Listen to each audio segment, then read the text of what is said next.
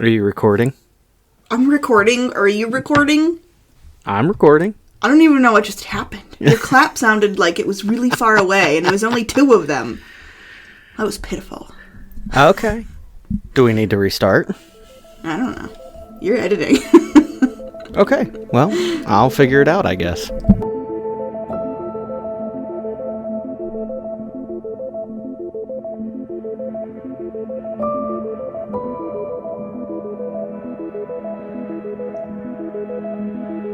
Welcome to the 42 Podcast, where we discuss life together, looking for answers to life, the universe, and, well, everything else. Here are your hosts, Rob and Lindsay. Well, hi. Good morning, afternoon. Afternoon. Oh my gosh, it's afternoon. On a Sunday. Yeah, we're recording on a Sunday again. We're not famously wonderful at recording. I have taken measures to try and mitigate that. Might be whiskey in my mug, might not. We'll find out. No, we won't. I don't know if that would make it better or worse. Feel the burn. Okay. But yes, we're recording again on a Sunday afternoon. And it's my fault, sorry. Oh, it sounded like you had a lovely excuse yesterday. We did. So, I told you I'd talk a little bit more about it in the episode and when we were recorded, but, the past year for us, for Melinda and the kids and I, it's been a challenging year, because she wasn't working. She was bringing in no income and doing her internships. Mm-hmm. So it's been, there's been more cuts in our budget every month, especially with the way inflation's been going. Mm-hmm. Than anything else, so she wanted to do a thing with her first paycheck, as with what she's doing and working in school, and she got that paycheck and said, hey, we're going on an impromptu beach trip. Cool. So, where's the beach? We drove down to my mom and dad's. Not close. Yeah, so it's like a day trip. For sure. You froze there, you there? Yeah, I'm here. I think my internet is being problematic. It could be mine. All right. Don't stop recording. I'm going to switch networks. Okay. Do I still have you, Lindsay? Yeah, you have me. Okay. Thank you to Comcast for once again being a literal pain. But yeah, we did a impromptu beach trip as celebration of, yay, we're back to two incomes and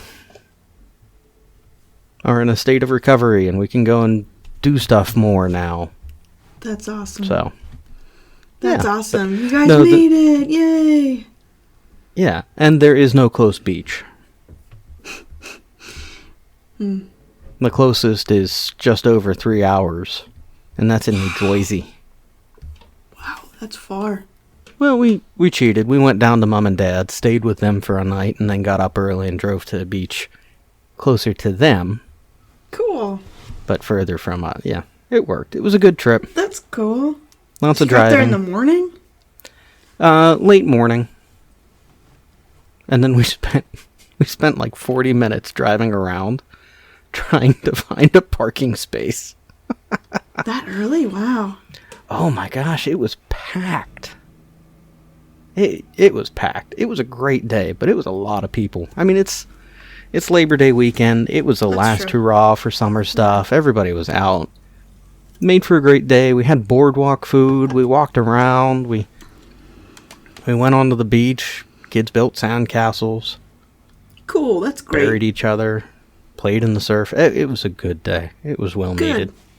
That's so good. I'm glad you guys got to get away. Celebrate Melinda. And celebrate. Well, she wanted it as a celebration of, okay, the kids and I we've done a lot to make this year possible for her. Because internships are ridiculous. Where it's, okay, come work for us for free, get no money, work all the normal hours, and drive. Hello.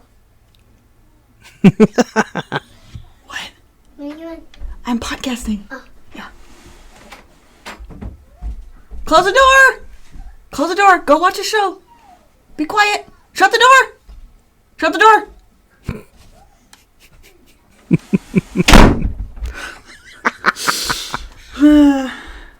But, yes, that was a great thing. But we do need to talk about something, Lindsay. What? I don't know. You're either in an insane asylum or, like, pre-heaven Yeah. with where you're at. It's all white. Yeah, that's the rest of my room. I'm in my studio. You're in your brand new studio. And this is my... Look at that. So that's my Star the- Wars curtains. There you go. It's just the other side of them. I'm not used to seeing. Yeah. Okay. Yeah. Yeah. But- So I'm in my room. I've got my built-in bookshelves, which I will take a picture of. If anybody cares, I will take a picture and post my gorgeous bookshelfie. I'm sorry. I was really excited because your husband sent me a picture of the Daedric mace on that bookshelf. Yeah, Yeah, I was like, oh, that does look beautiful right there. it does. It's a perfect Oh my spot. gosh. It's like he planned it. Yeah. Well, hey, good job, Colby. And your room's finished. That was a beautiful renovation. He did a good job. Yeah, you want to come down here for a couple months and help renovate my whole house? I'm sure he would for income. Well, yeah. Yeah. But no, the space is beautiful though. And you I'm do really sound a lot happy. better. I do?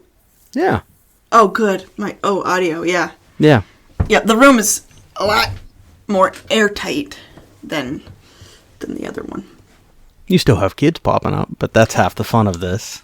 Yeah, yeah. Except now they'll truly sneak in behind you like, hello. But now I have a lock on my door. Ah, there you go. On the doorknob, like fancy people, like doorknob locks. We've never had that. We've always had latches, you know? Okay, Like okay. old colonial click. Yep. Yeah, that's So how you all were that- saying you don't have a lock on your door. It's like, oh, man, that kid has a nightmare at the wrong point of night. Well, what we've Kid- been putting 50-pound weights in front of our door when the situation calls for it, so that there's no way any accidents could possibly happen. But now we've been able to retire those huge 50-pound weights. 'Cause we haven't had any accidents so far, and we don't mean to. Pre-gaming, I gotta, lift some weights right now. Oh, jeez. Yeah. Now we have an actual sex lock.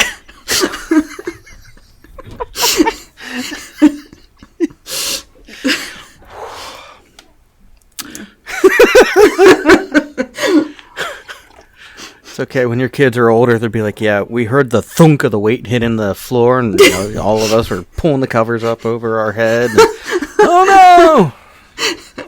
The wonderful thing is your kids will remember or connect when they're older. Over therapy. Yeah. If we can split costs. Oh, my gosh. Yeah. Okay. Well, hey, the renovation looks great. Your little studio looks great. Yeah. Thanks. So, you've had some nice life progress wins this week.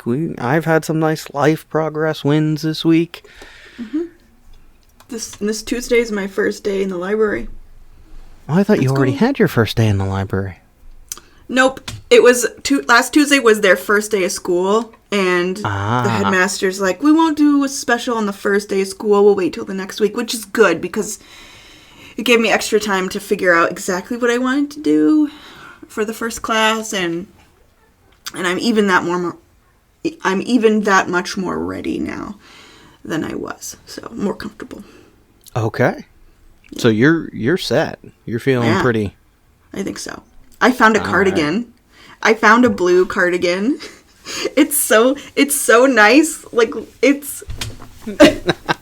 I still don't have a dowel thing or for my closet, so I can't hang it yet. But look at how cute It's blue, different patches of blue, which is school colors, blue, navy blue, light blue.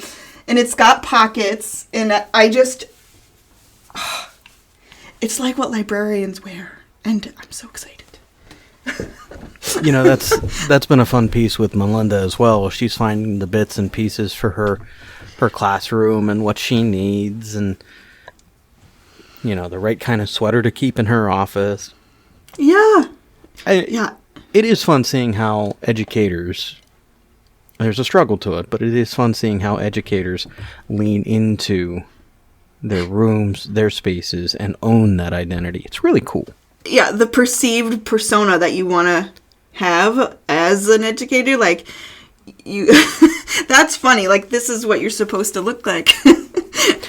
Yeah, I gotta admit, you know, going back a bit, I'm looking forward to when we talk to Becky again in like October, and do the next book club thing, and you know, how's the year started, and what books is she gonna recommend for us? That'll be a fun episode.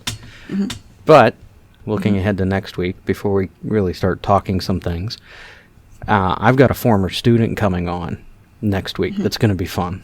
So, looking forward to that. He's in college. He's figuring out and navigating young adult life, which, I mean, shoot, we've talked some of the things from what we dealt with when we were in that stage of life, and it was wild then, and it's only gotten worse. I can only imagine. Yeah. Well, Nell Tice, who we had on earlier, she did a couple episodes talking like internet dating, how that works now, and watching my students navigate that now, and how you meet your spouse, and what that the whole thing is complex. Yeah. The 20s are just, thank God I'm in my 30s. Yeah. Yeah. Icky. Oh, man. So. Well, that'll be interesting. Yeah, it will be. It'll be fun. It will be very different. He's a young man who was neat. It's neat talking with him and interacting with him. And the thing that gets me is the last time I saw him, he was about Ray's age. Sorry, let me rephrase that. Last time he was a student of mine, he was about Ray's age. Wow. And now interacting with him as an adult, it's different. Yeah. You know, a handful of my students are married, and a couple of them have kids, and it's just, wow, I'm getting old. Yeah. All right. Anyway, that's not what we're talking about today. We're gonna have a bit of a hodgepodge day talking about some life stuff and education and sourcing and fun bits. You can go first. You can go first if you want. Well, no, I think what we go first with, because it'll be a great launching point, is what you sent me yesterday. You wanted to talk about. I think that'll be. Yeah. So, what did you send me? Well, there is an apologist named William Lane Craig, and he has a podcast and a ministry called Reasonable Faith. His About page,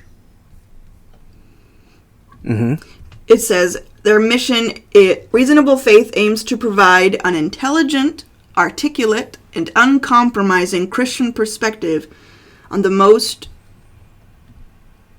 important issues concerning the truth of the Christian faith today, such as the existence of God, the meaning of life, the objectivity of truth, the foundation of moral values, etc. And it lists a bunch of cool stuff there. And William Craig, Dr. Craig, he is a professor of philosophy at Houston Baptist University.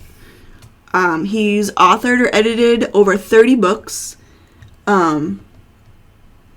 including The Kalam Cosmological Argument, Assessing the New Testament Evidence for the Historicity of the Resurrection of Jesus Christ. Tons of, like, hardcore stuff. And I've seen this guy debate, and he's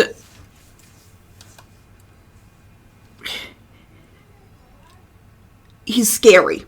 He's really smart. He's really intelligent. He's like the Ben Shapiro or something of apologists. And anyway, so he has this question and answer part on his podcast, and this young guy named Kyle wrote in, and he asks a question and has a little paragraph, and Dr. Craig answers him, and Dr. Craig's answer I find interesting, put it that way, and I would like to discuss your immediate thoughts on it and maybe get into the things he says, because just considering how smart and intelligent this guy is, his answer is a little funny to me. So, okay.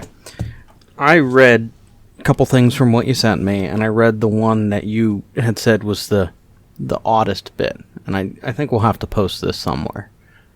And my gut reaction, I'll give you that, and then we can talk about that.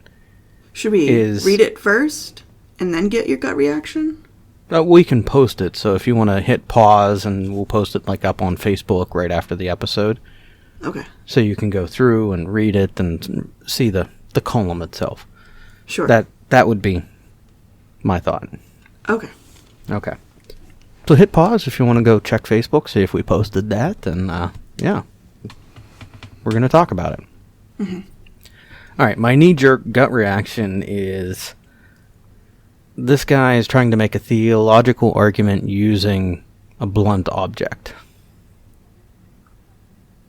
Like, there's no grace in it. There's no understanding of the human condition that the writer is writing about and his doubts. It's just, look, you gotta, and maybe there's a reason why it's a drawn line in the sand of you have to ask what is effectively your threshold of belief, and you have to make a decision. And for me, that just rubs me the wrong way. Where are you referring to in the paragraph from Craig? Because Craig is kind of saying that, like, the bar isn't very high. The bar for belief is low. That's kind of what he's saying, or what it seems to be saying. And I don't disagree with that, but it is... What part are you referring to? It's towards... hang on, let me find it.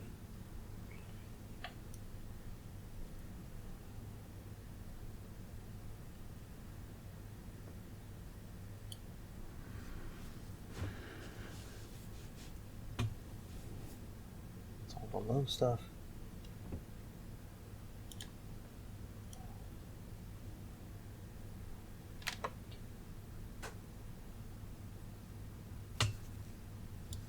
Okay, God doesn't speak to me directly either in that sort of way as an inner voice, but I just mean a kind of fundamental assurance that one's faith is true. People often talk about this as an assurance of salvation, and I think that this is a privilege of every born-again Christian. I hope that Kyle is more than just a nominal Christian, and that he's really come to experience the regenerative power of the Holy Spirit, and that he's indwelt and filled with the Holy Spirit, because I think that removes the huge epistemic bar that he thinks you need to get over in order to become a Christian. It's throwing the writer under the bus and not acknowledging the human condition that is him saying, I want to do full interviews with Mary. The writer of the original question says, I want to do full interviews with Mary and Christ, and I want to have these understandings. It feels like we should be able to have that access. Mm-hmm. And we do, but it's not in the way that is expected. And what I feel like Dr. Craig is doing is just saying, you just have to believe. Remove your doubt. Don't address the doubt. Just believe, and it'll all work out. You'll go to heaven. And that's where I feel like he's throwing him under the bus. He's not addressing that human condition. Because how many times, and we talked about this a little bit, how many times when you were struggling through elements of your faith did people say you just have to believe? Yeah. And there is an element of that. There is a line in the sand that it's, okay, look, you do just have to believe. But you're allowed to ask questions. A question isn't a bad thing, and engaging instead with, what I feel like Dr. Craig is doing is engaging not with the question, but with that lack of belief. Well, kinda, yeah. And that's where I feel like he's trying to make an argument using just a bludgeon. Just believe, believe, believe. Everything else will work out. And we've had these discussions. I do believe there's a line where it is, yeah, you know what, you do need to believe. But just sitting there to someone who's doubting and saying believe isn't walking with them and saying, I've had similar doubts. Here's where I'm at. I've been on that journey. Here's where I'm at. Does that make sense? Yeah. Yes. But I think part of the thing that sticks out to me about Kyle is him saying, how much do we have to believe? How much do we have to believe to be considered Christian? I'm looking for the exact thing he said.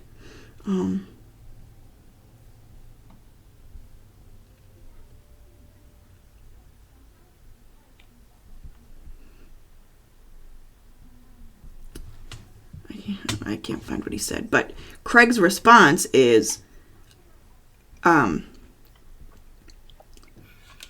I first heard the message of the gospel as a non-Christian high school student, that my sins could be forgiven by God, that God loved me, and that I could come to know him and experience eternal life with God, I thought to myself, and I'm not kidding, I thought if there is just one chance in a million that this is true, it's worth believing.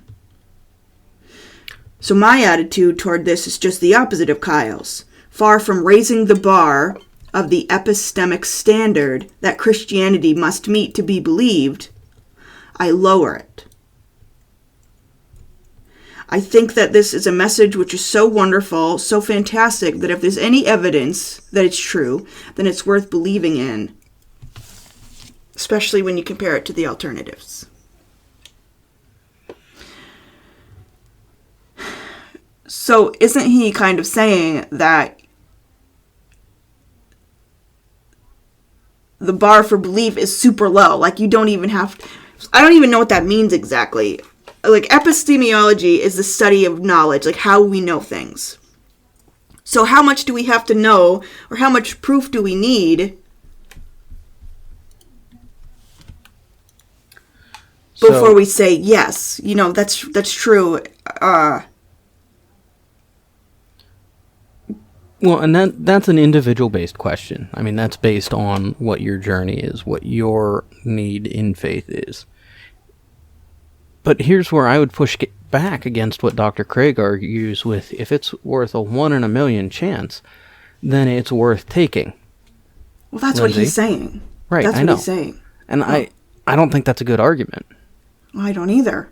Okay, so we're in agreement. Yeah. And my argument against that would be, okay, Lindsay, when, what was it, the Powerball or the Mega Millions or whatever lottery it was that was up around like 1.5 billion back in June, did you go buy a ticket? No. Why not? I mean, that one ticket is worth 1.5 billion and you have a 1 in a million chance. Why didn't you buy a ticket? What do you have to lose? Might as well buy a ticket. Right. Yes. Or there's a 1 in a million chance that Allah is God or anybody else is God. So yeah, and this it's just kind of a stunning thing to say. Yeah, and like it's even to a degree demeaning. Saying, "Oh, you're an idiot. You don't understand that this is of extreme value." If it's a 1 in a million chance, is it of extreme value? what is of value is the individual experiencing Christ in the world. And you do that by, well, looking for him. You'll find Christ in the people of the church. And Jesus talks about how when I was hungry, when I was naked, when I was homeless, you gave me food, you gave me shelter, you gave me what I needed. And his point in that is, what you do in my name that is good to even the least of these is you living into who I am. That's you, that's the world experiencing Christ manifest in each of us, which is the work of the Spirit, which is the work of belief and faith, which is the work of the church. Mm-hmm. It's badly summarized. But I mean, that's the goal, that's the desire. And my frustration is that when we miss that, when we sit on things that are this kind of high and mighty, we don't see that the writer of the initial question is struggling with an element of faith that he wants to see in this world. And so, yeah, you know what? You do have to cross a threshold of belief, but that threshold of belief isn't just someone yelling at you, believe, believe, believe. It's worth a 1 in a million chance. It's, Isn't that Pascal's wager? Effectively, I mean, it's kind of extrapolated, but it's, if the atheist lives a life that's good and there is no God, then they've wasted nothing. But if the atheist lives a life that is good and there is a God, they lose everything.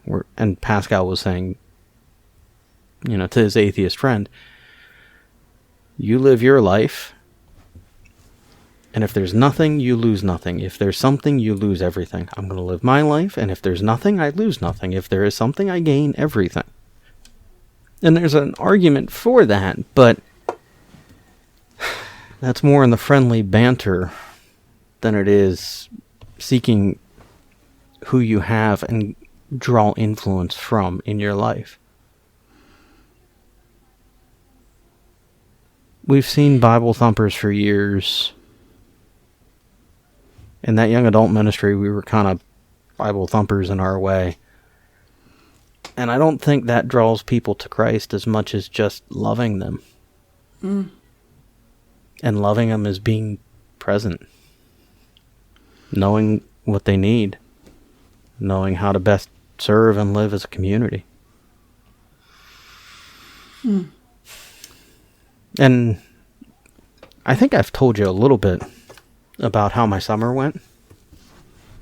Yes. I kind of keep talking about this everywhere, and I don't mean to do it in a braggy way, so I feel weird talking about it here. But, at the church, we created a moment and time for families and community to be present with an incredible resource that we have at the church now. And just loving on people. God showed up. People showed up. What do you mean God showed up?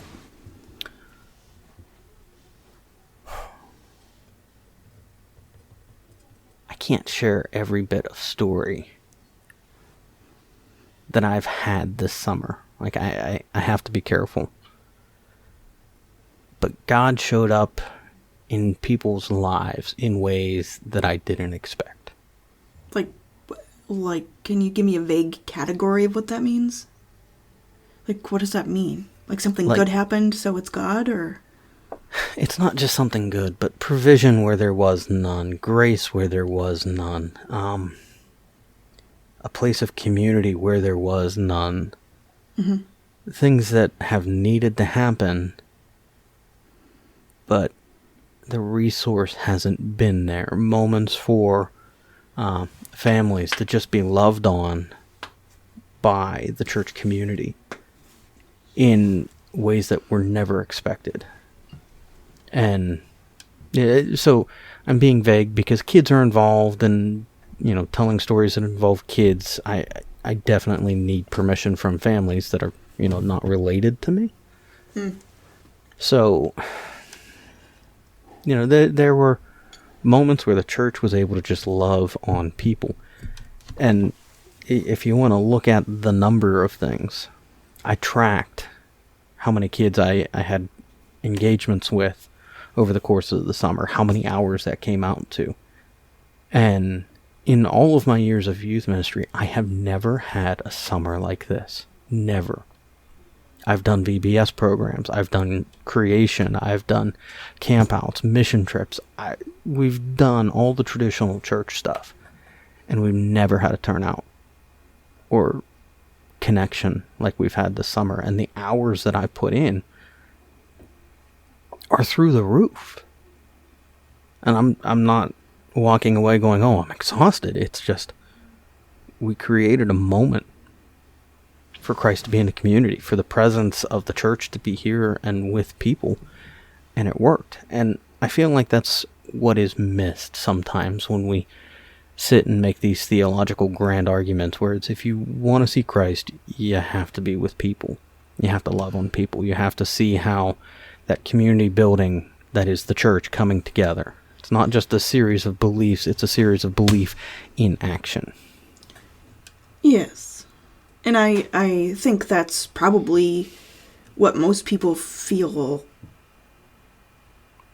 is the best thing about Christianity getting it right, is when it's a good community. But the only problem with that and arguing that that is how you get to know God is that there are a lot of communities that are really great communities that maybe are not Christian organizations, so... And that's exactly it. There is an element of this where it falls off. And I can't argue that. There's an element where it can be manipulated. It can be used dangerously for power, for... But how... Yeah. And I'm not even talking about that. I'm just talking for Kyle. How do we tell Kyle that Christianity is worth the cost? Because kind of what he's saying is Christianity costs you everything. But in the Gospels, Jesus is just so almost flipped, like, oh, you just gotta believe. Or, I'm not gonna do anything here because nobody believes. Or, believe, it's so much about believing. It makes it sound so easy. Okay, alright, I gotta fight you on this. I don't know why this is a favorite point of mine. No, I do know why. It's the Samaritan woman.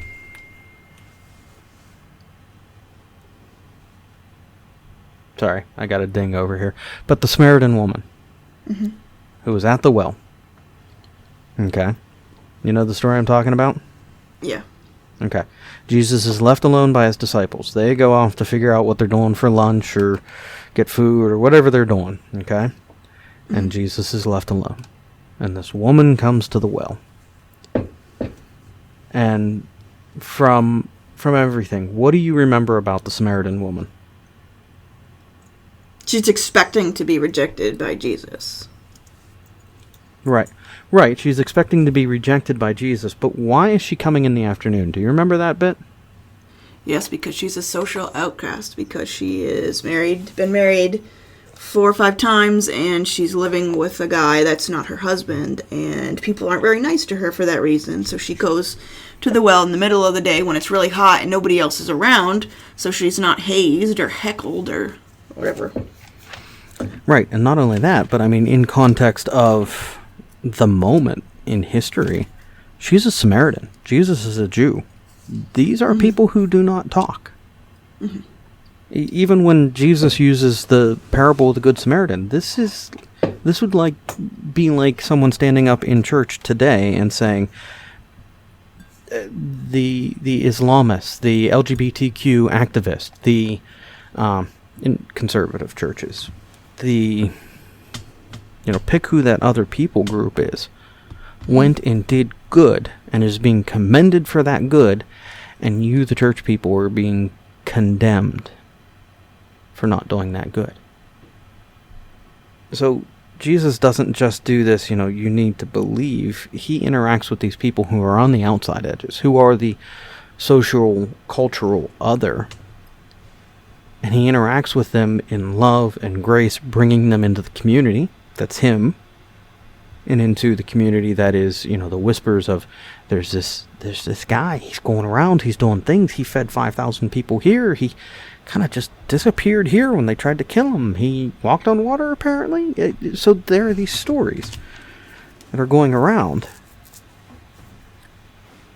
And he just started, though, with the Samaritan woman, who's that social and cultural other, and all he did is talk to her.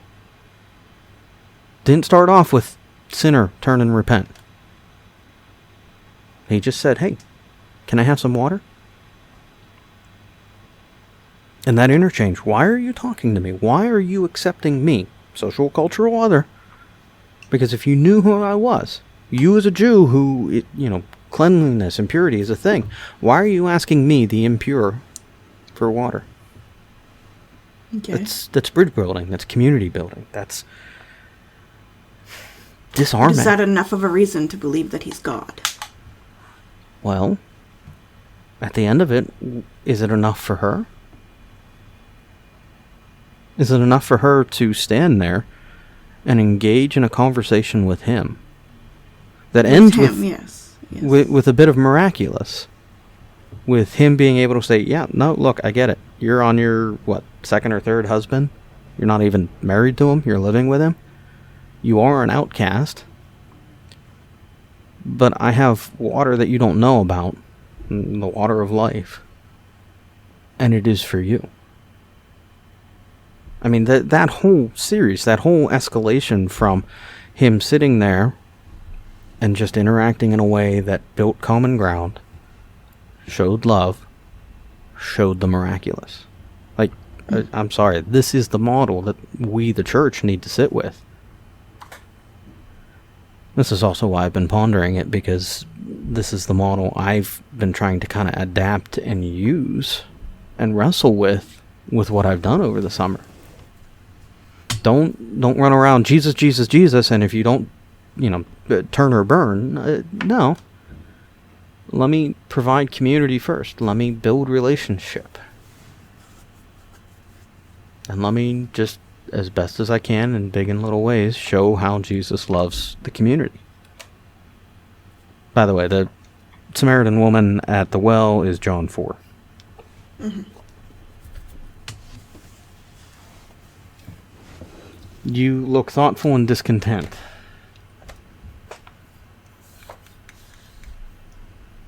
I don't know. I just don't know where that leaves a person who isn't sure. That isn't sitting with literally Jesus right now. And Jesus isn't literally reading their mail right now. Well, and that's kind of where I look and I go, this is where the church needs to be different. Because someone like Kyle, is it Kyle? Yeah, Kyle. He needs, I guess I would say it like this. Lindsay, do you believe that there's a president of the United States of America? Yes. Why? Because I've seen him on TV. Oh, but there are these things. They're called deep fakes. They're really amazing. And terrifying. What's your point? Cut to the chase. There will always be a threshold of belief for someone. Always. But I'm not being called to worship Joe Biden. That's the thing. Is I'm not called to make decisions. No, you're not. Because of my belief. Well, that's the thing. That's why it's different with Christianity. Because Christianity costs you everything. Everything. you're going to hurt people as a Christian that you wouldn't have to hurt if you didn't have to reject certain things and ideas and philosophies. You're going to have to make certain decisions that you wouldn't have to make if you could just relax. And I don't know. So it costs you everything. And I just, like, I get what Kyle is saying. And I do too. I'm not trying to disparage him. I'm trying to say that there is a threshold of belief. There is a point of decision that you have to say, yeah, I'm not going to have the answer to everything. But I think the way that it was approached was not one with grace. And saying it's a journey, walk with Christ by walking with what is his community.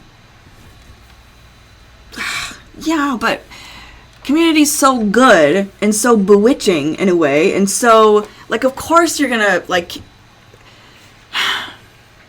being with other people that all believe the same thing and that are really nice and that meet your needs and that are accepting and doing it the right way and feeding you and doing all that good stuff. Yes, you're walking with them and knowing them, but how is that for sure walking with Christ? How is that exactly walking with Christ when there's other groups that do the same thing? You know what I mean? So that in itself, to me, isn't, like, necessarily Jesus. It's how Jesus might act, but lots of people agree with the way Jesus acted that was good. Lots of people like Jesus. And I get that. All right, so I really should have looked this up. It's the second time I've referenced this week. 2 different books. I highly recommend them. You okay over there? It's the bottom of the coffee where all the grinds. Oh, rounds. Yeah, yuck. Yeah, no. All right, anyway. 2 different books. Highly recommend them. C.S. Lewis, Mere Christianity. Yes. C.S. Lewis, The Great Divorce. Yeah. The Great Divorce keeps me up at night. Like, its initial depiction of hell is my nightmare. Now, there's beauty in that book. And there's beauty in even how they depict hell. But for me, it's an existential terror. In Mere Christianity, Lewis points out and makes an argument, and I can't remember where it is in Mere Christianity, so I'm a little frustrated on that. I need to go back, reread it, and find it, because this is the second time this week I've made an argument from this section. That within everything in this world, because this world was initially created good, within everything there is a grain of truth. Some have more grains, some have less grains, but they're there. I don't think he uses grain, but that there's truth in everything. Even the wildest, worst thing that we can imagine of belief or community, somewhere within it there's a grain of truth. And it's not a grain of truth like, oh, they have it, therefore they are right. But it's a grain of truth that is, as Lewis argues, when it's found, it draws you closer and closer to God and the truth. That's Lewis's argument. And I agree with that. I think that's there. I think that is the inevitable nature of God, to say, everything that is good I will claim, because it is good, I am good. Those elements of good, that is truth and is grace, is mercy, are his attributes, even when found in the weirdest, darkest corners of the world. He's God, and it's meant to draw us to him. What was my argument out of the Great Divorce? Oh.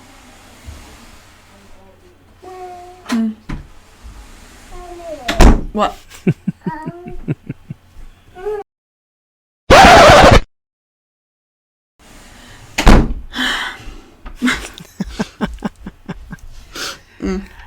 All right. The other argument out of the Great Divorce. It's when Lewis meets I can't remember, but it is an author who... George MacDonald, there it is. It's the character who he writes as George MacDonald within The Great Divorce. And they're talking and they're discussing, and MacDonald makes the argument that everything that is good inevitably happens because of God, and everything that is evil inevitably happens because of the brokenness and sin in the world. And that it is God's nature that he will reveal how he has brought the good and reveal how evil has entered in. Now, I'm broad stroking these because I don't have the sections in front of me, and I really need to look them up. And that's what I look at with this world. That's what I look at with even this argument and discussion, where it's... I think it is God's inevitable nature, even in... I've been trying not to give this example, but you and I were in a young adult ministry. Mm-hmm. That young adult ministry, for both of us, had elements of negative and damage it did. Is that a fair assessment? Yeah.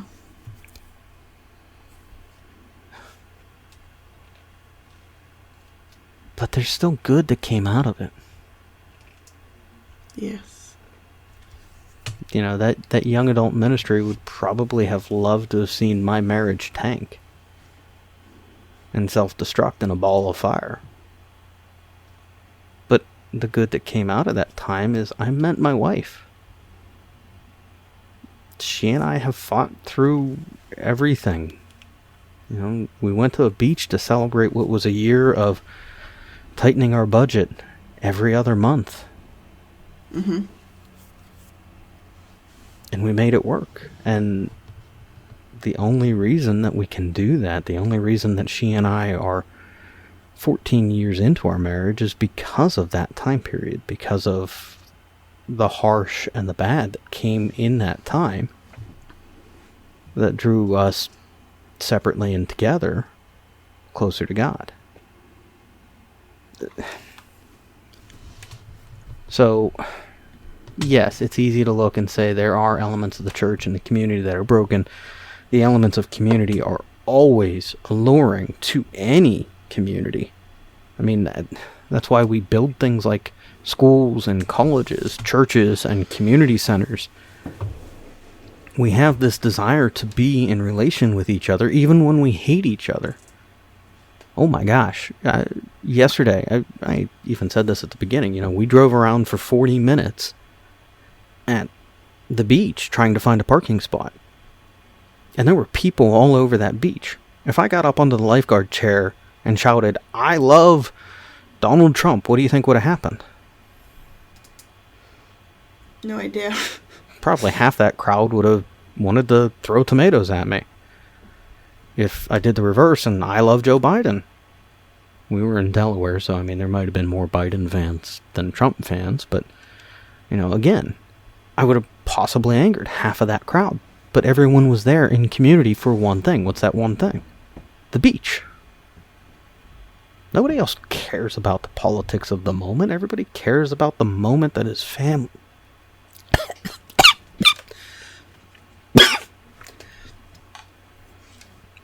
Ow. You have me talking on a Sunday. My throat's sore. I didn't even preach today. That was the pastor. Oh, and she did a great job this morning. Oh my gosh. Oh my gosh. I may have cried. A little. A lot. I mean a little. Definitely didn't cry. But it's that. I mean, community is alluring even when we have difference. Mm-hmm. And there's good and there's bad community, but when you find a genuine community that wants to love on you, accepts you, doesn't matter what your politics are, accepts you, doesn't matter what your broad, crazy conspiracy theory beliefs are, or what your beliefs are. They're the right form of belief. And maybe that's even a part of the argument with Kyle. The right form of belief is just entering in and saying, okay, I think there's something to this Jesus. I want to know more. That's it. That's all he needs. And I don't say that to be demeaning to his questions. It's just, man, when you just let that little crack in.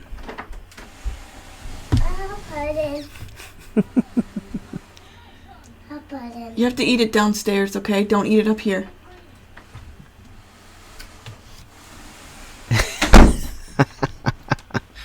You were looking like a frazzled mother. You okay? Yeah. But you let that little bit of crack in, that little bit of, there may be something to this Jesus thing. The questions come, the answers come. It's not to minimalize the threshold of belief. It's just to say, there's a lot. And there's a lot you're going to find. And it's not just I have the answers immediately. It's, I'm about to go on a journey that, yeah, you know what? It's going to cost me everything, and I'm going to get everything back tenfold.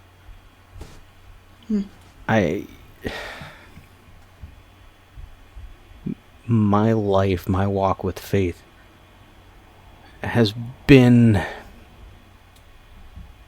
pretty much cost me my insanity. Cost you your insanity? Not my insanity, my sanity. Thank you. It has cost me my sanity. I mean, I look back over the years, I'm like, holy smokes.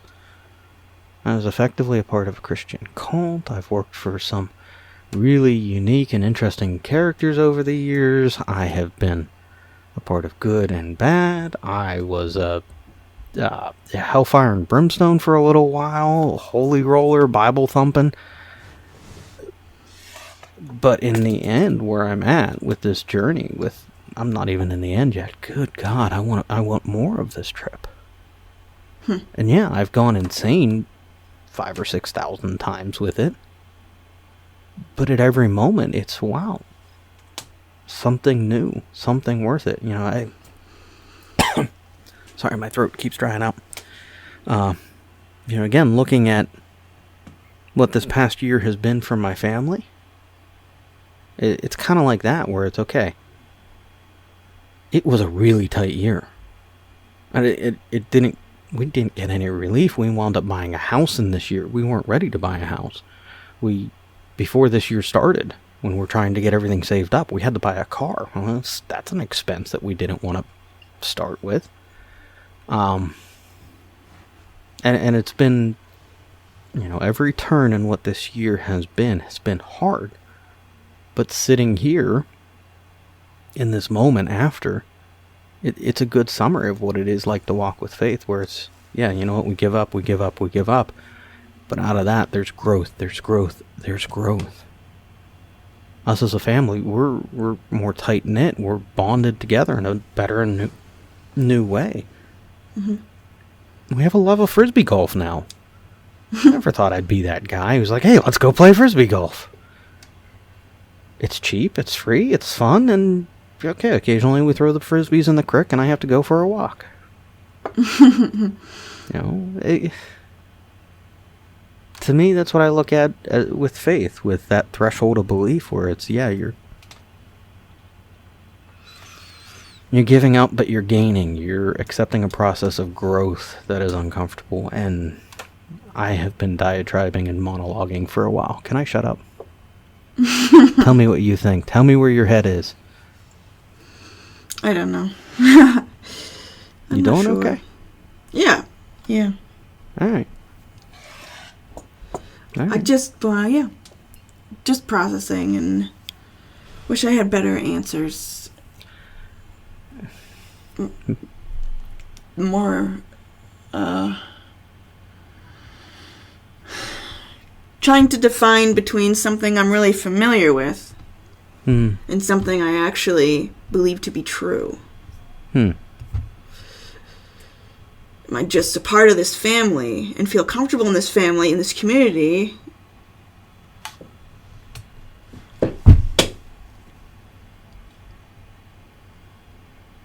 How do I know what the difference is between that and actually ascribing to the beliefs that I'm supposed to? And what does believing mean anyway?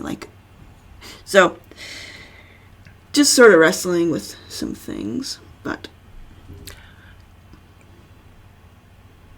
That's okay. You know that, right? I've said that before. it doesn't feel okay. It doesn't feel okay because for generations the church has said it's not. And that's not okay. Mm. But it's okay to doubt. It's okay to ask. It's okay to say that you're not. And you just need a moment to breathe and reset on faith or community or that's okay. Yeah. Shoot, you know, that's my stance. We've been arguing about this for years, and arguing's not the right way to phrase it. Tossing the football. Yeah. But that's the beauty of what life is. Mm. You know,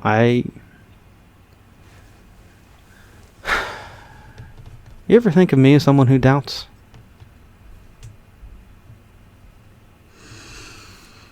I think you might to a degree, but your existential terror keeps you from doubting too much.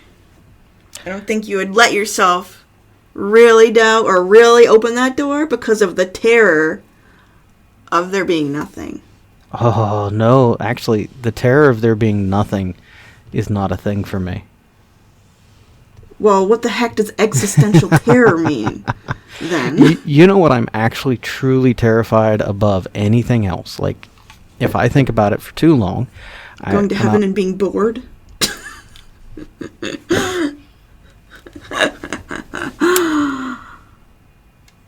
Yeah. I'm not kidding. Like What if we're right, and it is heaven, and it's awful? Oh, no, it's not like, oh, no, it's going to be awful. That one I figured out a while ago. But it's just the idea of, holy crap, it's eternity? I look back at 5 years ago and I'm like, oh my gosh, that was forever ago. What am I going to do with eternity? Like, I get twitchy about that. Yeah, and it's why C.S. Lewis's The Great Divorce, it's why it actually terrifies me.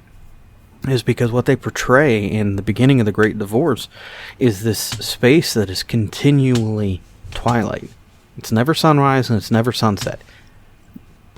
And you even said this, I've been chewing on this since, we talked with Ken and Nell, where you were talking about liminal spaces, those transition spaces, where you're not here and you're not there and you exist somewhere in between. Spooky. I'm not okay with that. No. And that's what Lewis describes as hell, is this liminal space that is an existence without purpose.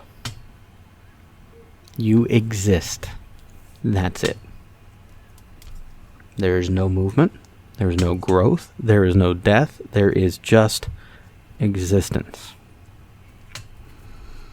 I'm more okay with the idea that I will live and die, and that's it, than I am with the idea of I will live and die and then live forever.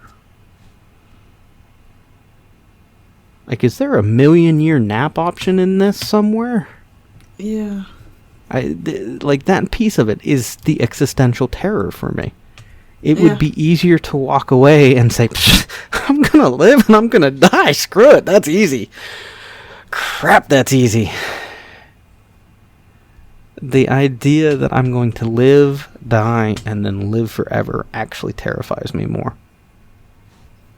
And part of the element of faith that is my journey is then looking and saying, okay, I'm going to live, I'm going to die, I'm going to live forever, and somehow, some way, there's purpose in that eternity.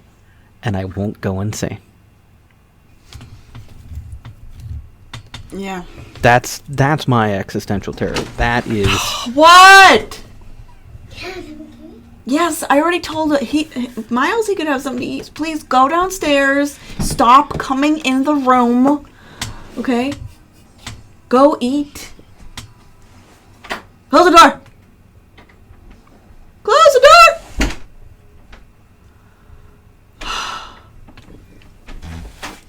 You need to flex with the 50 pounds of sex bag. Yeah. Oh. Yeah, my existential terror is more related to actually my belief than it is a lack of belief. Does that make sense? Yeah, I mean, both things are terrifying. Maybe it's the same kind of terror. Because I don't think we actually believe we won't exist. I think it's really hard to actually believe you won't exist. Like, what does that even mean? Like, that's weird. And I think that is actually... two sides of the same coin. And I think that's actually chalked up to the fact that I do believe eternity is written into our hearts and minds. I don't know how it fits. It actually kind of, again, bothers me on that. But I think it's written in our hearts and minds that eternity is something that we were meant for somehow. Not in the heavenly realm. I think I've said this in the past. Revelations gives us a picture that God is going to recreate the heavens and recreate the earth, and that we are a part of that. So I don't think it's going to be heavenly choirs and robes, but... I hope not. Yeah, me too. Because if I've got an eternity as a choir boy, I ain't going to do well. I will sing praise, but I don't think I'll do well as a choir boy. Let me go be a gardener. And I think that's part of it, where we're meant to create. We're meant to build. We're meant to have a purpose in how we think and how we act and what we build and do and create in community. And I think that's the purpose that we will live into. That's the hope I have to cling to. Because again, that existential is... Eternity's a really long time. Yeah. Thanks. On that note. I'm going to have nightmares tonight. Yeah. You provided your own fodder for nightmares. I know. But I'm trying to be honest, where if I said that there's an existential terror, I need to be honest as to what it is. Excuse me. All good. Lindsay, on or off podcast, I'm always here. Same thing for all of our listeners. I'm always here. We love your questions. We love your thoughts. We love it when you come on and talk with us. We're going to have Chris on next week. That's going to be a neat conversation, talking through life, navigating it, finding that purpose and community. Oh, yep. Smokes, finding purpose and community. Whew. Yeah. All right. It'll be good. Hey, we did pretty good for a Sunday afternoon. Yeah. We did. I was not trying to fall asleep in the middle. Just your kids wanting to take nap times. Yeah. Hey, it's okay. So. Yep. All right, you good? Yep. Okay. Have a good rest of the afternoon. You too. We'll talk to you later, Lindsay. Talk to you later. Bye-bye. Bye. Thank you for listening to the 42 podcast. Please take a moment to like and subscribe. And if you want to join in on the conversation, you can find us on Facebook and Twitter to add your voice to the conversation. Thank you.